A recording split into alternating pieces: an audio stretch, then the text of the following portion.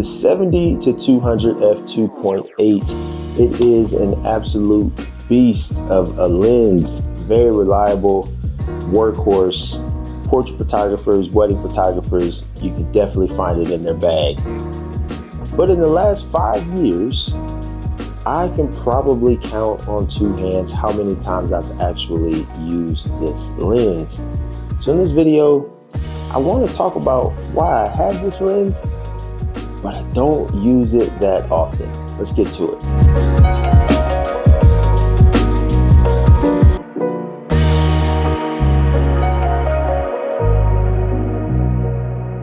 Reason number one why I don't use this lens that much is the weight and the size.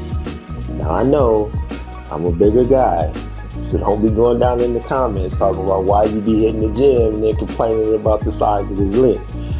This lens weighs in at 3 pounds, 9 ounces. It is a beast. And when you attach this to a camera body with a battery grip and 2 batteries, it is heavy. And if you are trying to use this thing for an extended period of time, handheld, it gets tiring. Your arm gets tired, your shoulder gets tired, it goes into your neck, you get headaches. It's just not fun to handhold this thing all the time. And so because of that, I find myself not reaching for it that much, because these days, especially with your mirrorless bodies, you kind of want a more lighter setup. It kind of defeats the point of having like this very lightweight, compact camera body, but then you're putting this heavy, big lens in front of it. And granted, this is the EF version. The RF versions are smaller and lighter, but this is the version that I have. So because of that weight factor, it just makes this not something that is going to be my first choice to grab if I have options for something else that would still get the job done. Okay, so I'm going to hang out right here. So you go out there, you do your thing, okay? I'm gonna sit right here. I'm in the shade because I gotta keep the camera cool because it's hot. So if I'm out there in the sun, then the camera gets hot, it overheats, I can't take shots. So I gotta stay here where it's cool. So you go out there, you do your thing, pose, all of that good stuff, and I'm gonna get the shots. Don't worry about me, I got the zoom. So I don't even have to move. I can just sit right here wherever you go. I'm gonna just zoom in and out. And I'm gonna just get a bunch of different shots, not really thinking about anything. So don't worry about it. Go out there. I know you're gonna be in the sun, but you're gonna be good. Your shots are gonna be fire, okay? Heat, blazing, flames, okay? So go do your thing. I'm gonna stay right here, get these shots, and we're gonna be good, okay? Reason number two is that your boy gets lazy. Anytime I have a zoom lens, my biggest problem is that I'm not intentional with my shots. So if I'm holding the camera and I got it at 70, I take a shot. Typically what I'm gonna do is I'm gonna rack it out to 200, get a shot, and everything in between and get a shot. And the problem is it's the same perspective every single time. I'm right here. So all I'm doing is framing. I'm essentially just zooming into the same shot. I'm not really doing anything different. Whereas when I'm shooting with a prime lens and I'm having to move physically forwards and backwards, while I'm moving, I'm also assessing everything to see if I want to move to the left or move to the right to frame it differently. And a lot of times I do generally do that. And the reality is sometimes a background or a scene or the way that you have something framed or composed will look great at one focal length, but it's not the best composition for another focal length. Take, for example, if you were shooting at 85, so you have a more narrow field of view.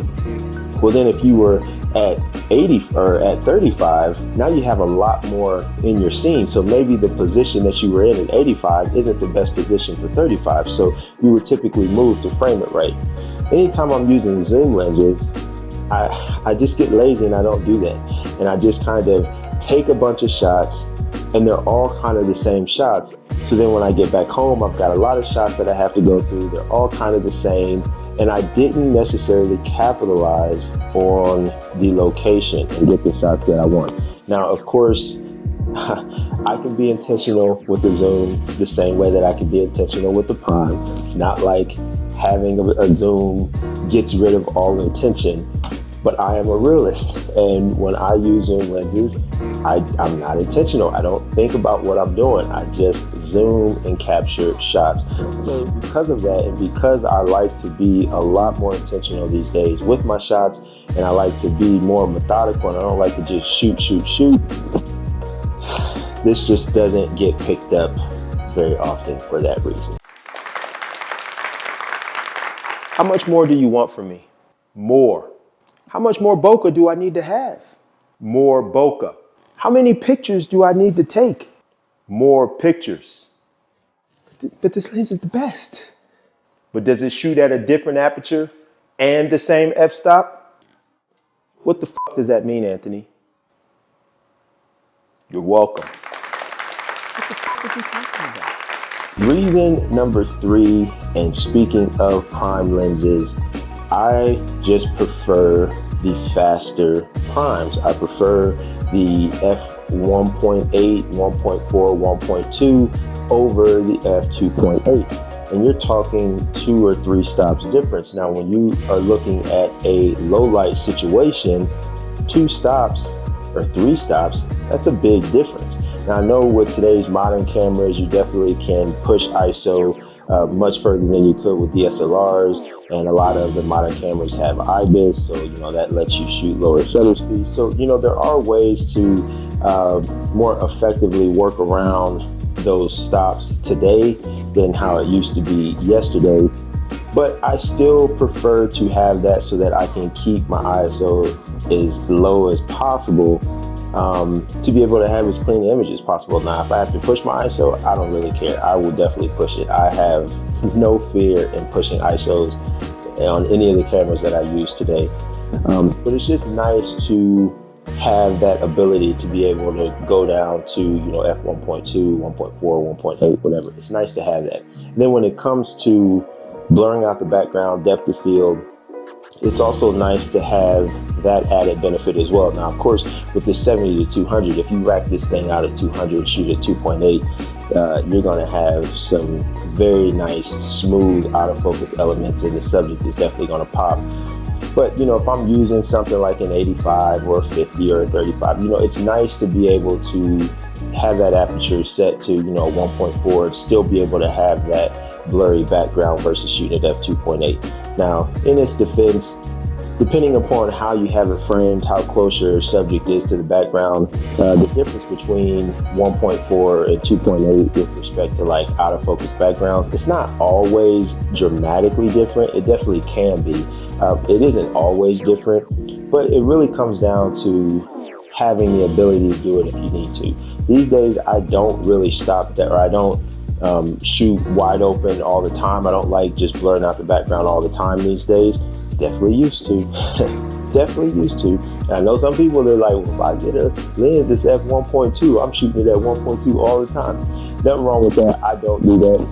So there are a lot of times, even when I'm shooting with my primes, I'm not shooting, I'm at 2.8 or 4 or 5.6 anyway. But it's nice to be able to have the ability to access that aperture range if I need to. So for low light and blurry background, out of focus elements, I just prefer the faster primes over the 70 to 200.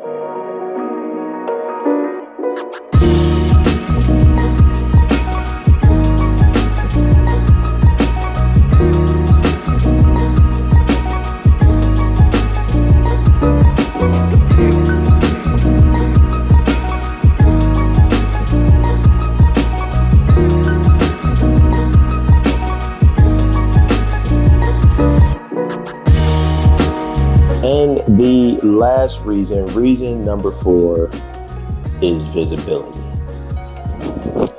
This lens, if I put it up to my face, well, I'm not that dark on camera right now because I got this nice light right here, and light coming in this way lighting me up.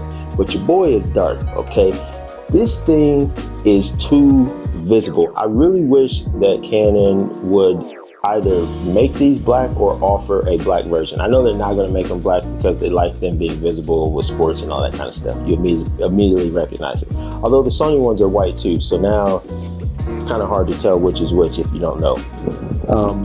But I like to be discreet, and there's nothing discreet about this. Now, towards the tail end of my time when I was living in LA after the pandemic, there was a really big problem with photographers being robbed at gunpoint. Even photographers that were literally in the middle of sessions, they were being robbed at gunpoint. And thieves are a lot smarter than you think. They would see this lens and they would definitely know that this is money. So aside from knowing that it's money, they're going to see this from a mile away. If I'm in a park or something like that and I've got this, they're going to see it. It's big. They're going to know that it's money. So I don't like to draw attention to myself, not only from the thievery perspective, but from the security perspective, because for whatever reason, security just enjoys finding me and kicking me off of locations. Happens all the time. And, sometimes I'll, try to be like, oh, no, I'm not doing anything professional. I'm just, shooting a friend or whatever, which sometimes I am, sometimes I'm not. But when you have something like this, it's going to be hard to say that you're not doing something professional. Even if you legitimately are not doing something professional, it's going to be hard to convince anybody that you have this here and it's not professional. So because of how visible this is, it just makes me not want to go for it. Now, if I'm doing studio work, I actually do use 70-200s. I use my f4 version though, more so than this f2.8. So in studios, I'll use a 70-200 pretty often because I don't have to worry about all of these things. I'm shooting on a tripod. Visibility is not really a problem. Rarely would I be in studio shooting at f1.4. So this is really more of a studio lens for me than anything. But when I'm out on location, this just doesn't allow me to blend in. I know I'm a bigger guy, so I don't blend in as well anyway, but I definitely try to blend in. So for all those reasons, I don't really reach for the 70-200 f2.8 that much. So the question of the hour, why do I still have it? If in the last 5 years I can count on two hands how many times I have used this lens, why do I still have it? For two reasons, okay? The first reason is because I don't really sell anything. Once I buy it, I pretty much keep it.